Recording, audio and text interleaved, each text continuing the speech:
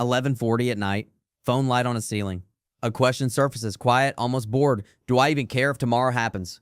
Not a scream, not a crisis, just a flat passing thought.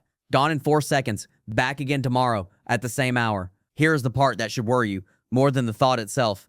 It used to be rare. One bad week, one bad night, then gone. Now it repeats on schedule. It shows up Tuesday, then again Sunday, then again without a reason attached to it at all. That is not a crisis anymore. That is a habit forming inside a nervous system. 3 things in order. Why an entire generation got stuck circling this exact thought.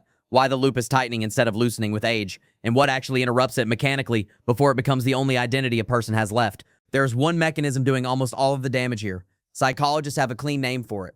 It is not sadness. It is not weakness. It is a learned response your brain builds without asking permission, and it is coming up in the next 60 seconds. If this is the kind of analysis that is actually useful to you, subscribe now. Not for me. For the next time your brain runs this same loop, and you need the mechanism laid out in plain language instead of vague comfort. Here is the metaphor for the rest of this essay, and I want you to actually hold on to it. Normalization is a fire alarm going off in your kitchen every single morning at the same time. Remember that image. We are coming back to it. First morning, the alarm screams. You run outside, heart pounding. By the 40th morning, you do not even flinch. You keep making your sandwich while it screams in the background. The alarm did not get quieter. You got trained to stop hearing it. Therefore, the exact same wiring fires when hopelessness gets folded into ordinary life. A meme here, a joke in a group chat there, a caption under a photo that reads like a punchline but means something else entirely. None of it registers as alarming anymore. Rewind to the mid-2010s. In specific corners of the internet, wanting to disappear was not treated as a warning sign. It was treated like an aesthetic, a mood board, a personality trait you could wear in public without anyone stepping in. Artists like Lil Peep, Juice, and others built entire visual worlds out of it. Sadness was not just a lyric anymore. It was the merch, the face tattoos, the album covers, the whole look. An entire subculture formed around carrying pain as a costume. But here's the nuance most people skip. Most of those artists and most of their listeners were not faking anything. Real pain sat underneath it. The problem was never the honesty. The problem was how fast the pose around that honesty spread to people who were, until then, doing fine. Here's the part that gets misunderstood constantly. Normalizing pain does not make it lighter to carry. It makes it heavier. Because the moment it feels normal, it stops feeling like a problem you can fix. It starts feeling like a fact about the world. Repetition is a teaching tool, whether you want the lesson or not. Hear something enough times, especially from people you admire, and your brain quietly files it under permanent truth instead of temporary feeling. That filing system does not ask you first. You think it just fades once you stop noticing it. Actually, the opposite happens. It sinks below conscious attention and keeps steering decisions from down there, invisible, unaudited, still fully in charge of how you interpret a bad Tuesday. And there is a second mechanism sitting right behind this one, quieter, and it is the part that actually deepens the cycle instead of just explaining it. We get to it in the next scene, and it changes how you should think about coping entirely. Second metaphor, your brain, when it is hurting, behaves exactly like a kid scanning a room for candy. It does not care what kind of sugar it gets. It does not care where the relief comes from. It just wants the quick hit immediately at any cost. For some people, that candy is food at 11 at night. For others, it is scrolling for 2 hours with nothing absorbed. For others, quietly, it is the thought of simply not being here anymore, sitting there like an option on a shelf. Strange thing to say out loud, but that specific thought produces a real physical response. Chest loosens for a second, shoulders drop, mind goes quiet. Nobody has to act on it for the brain to log the sensation as relief. Therefore, the brain does what brains do with anything that worked once. It remembers. Next bad grade, next argument, next 3 a.m. next spiral. It reaches for the exact same candy because as far as the brain is concerned, that shortcut already proved itself. Here is the cost nobody puts a number on.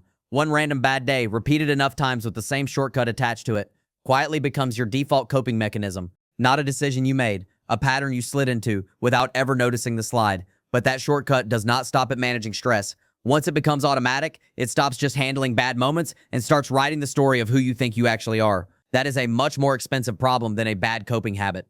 Section 3, the identity hijack. This is where the loop stops being something that happens to you occasionally and starts becoming the label you carry into every room, every conversation, every version of yourself you present to other people. Your brain loves labels for one blunt reason. Labels compress a complicated, contradictory world into one simple sentence. It does not have to keep reevaluating. Simple is efficient. Efficient is exactly what a tired brain wants. Call yourself the one who is always struggling, even once, even as a joke, and your brain starts actively hunting for evidence to confirm it. Every missed deadline gets filed as proof. Every good day gets quietly ignored as an exception. I will say this plainly because pretending otherwise would be dishonest. I used to hide behind exactly this humor. Jokes about not making it to next week, delivered with a straight face, time for a laugh, meant as a shield in Rita's comedy, but every laugh that landed did not release anything. It added another strip of tape to a box I never actually wanted sealed shut. Humor felt like control. What it was actually doing was reinforcing the exact label I was trying to joke my way out of. Therefore, the identity starts making decisions for you. You catalog every mistake in high resolution and blur out every win. You skip challenges that do not match the story already written about who you supposedly are. Online culture accelerates this without even trying. A meme about giving up racks up 1 million likes overnight, and it feels like belonging, like being in on something shared. What is actually happening is an identity getting built one like at a time, brick by brick, without a single deliberate choice behind it. There is a Discord for people working through exactly this, trading small wins and proof that the pattern can actually be broken. Link sits in the description if that kind of accountability is useful to you right now. You might be thinking every generation had it hard, that this is nothing new. And to be fair, that is partially true. Every generation carried real weight, but the wiring around us is genuinely different this time, and here is exactly how. We grew up with everyone else's highlight reel running 24 hours a day, while our own low points sit fully exposed in the same feed. Older generations compare themselves to a handful of neighbors. We compare ourselves to a curated planet. Here is the cost of that shift. In plain terms, money is tighter than it was for the generation before us. Housing feels mathematically out of reach. Community, the thing that used to happen on a porch or in a kitchen, now happens mostly through a screen, and screens do not show you a neutral world. They show you whatever keeps you scrolling. Stop on one sad post for 4 extra seconds, and the algorithm reads that as a request for more of exactly that. Therefore, that is precisely the mechanism that pushed the sad aesthetic subculture of the 2010s out of its niche corners and into mainstream edits, mainstream captions, mainstream quotes shared by people who had never even heard the original songs. So even people standing completely outside those original circles ended up surrounded by the same tone anyway, because amplification does not check whether you opted in. It just rewards whatever already gets attention and floods it wider. Research already tells us something blunt here. Chronic loneliness carries health damage comparable to smoking 15 cigarettes a day. That is not a metaphor. That is a measured medical comparison, cited in serious research, not internet folklore. Therefore, connection is not a soft, optional nicety for the brain. It is closer to a literal lifeline, wired in at a biological level, the same category of need as food or sleep, just far easier to quietly go without. So when the tone surrounding you day after day is uniformly sad, it does not stay contained to your feed. It rewires your baseline expectation for what life is even supposed to feel like. And that recalibration is expensive to reverse later. If you are still watching at this point, you are already the exception. Most people who clicked this title closed it 3 minutes ago looking for something that felt comforting, instead of something that was actually accurate. You think the fix here is deleting every app, going fully offline, burning the whole system down. It is not. That approach fails almost every time within a week, because it treats the symptom and ignores the actual wiring underneath it. The real fix is smaller and far more testable. Give your brain one concrete, physical action that proves the algorithm's version of reality wrong, even briefly. One small proof outweighs 100 more scrolled minutes of confirmation that nothing changes. If this kind of breakdown is useful to you, subscribe. I do this regularly, every week, same format, same standard. That is the deal, and it costs you nothing to be here when the next one lands. So here's where it actually turns. Step 1 is changing your environment, and it sounds too small to matter, but it isn't. Step outside for 2 minutes. Walk into a room with more light. Stand somewhere in your own house you never stand. Your brain reads physical location as a signal, and a new signal interrupts the old script running on autopilot. You're not fixing anything yet. You're just proving to your own nervous system that the scene can change without warning. Step 2 is smaller and sharper. Pick one useful task, not busy work, something that actually clears a weight off your day. Answer the message you've been avoiding. Do one load of laundry. Pay the small bills sitting in your notifications since last week. None of these fix your life, but each one proves your hands can still change your circumstances, and that proof is worth more right now than any advice. Step 3 is movement, but not pacing, not the aimless kind that just burns nervous energy in circles. Purposeful movement. Make a drink you actually enjoy slowly. Practice a skill for 5 minutes with full attention. Stretch your whole body the way you would before something important.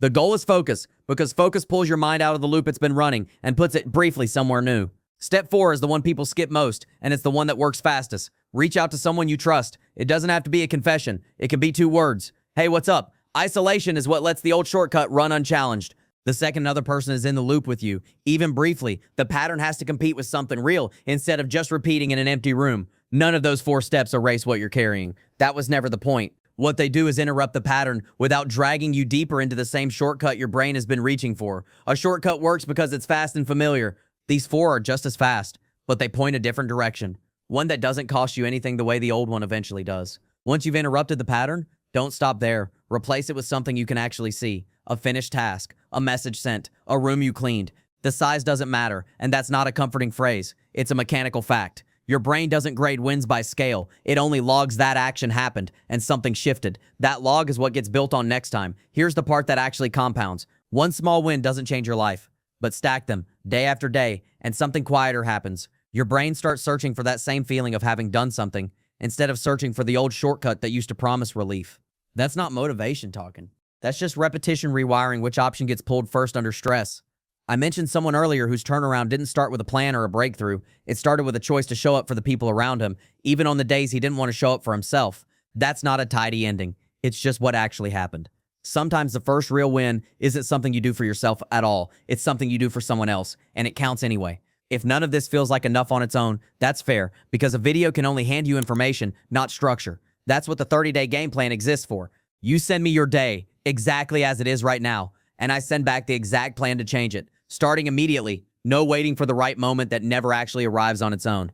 But there's a piece of this I can't explain as well as someone who actually lived it. In an earlier video, I shared a message from a father who lost his 13-year-old daughter. His words, written in his own voice, without polish or performance, said more about this whole subject than I've managed to say across every section of this one. What he described was how someone can look completely fine, functioning, even smiling, while carrying weight no one around them can see or measure.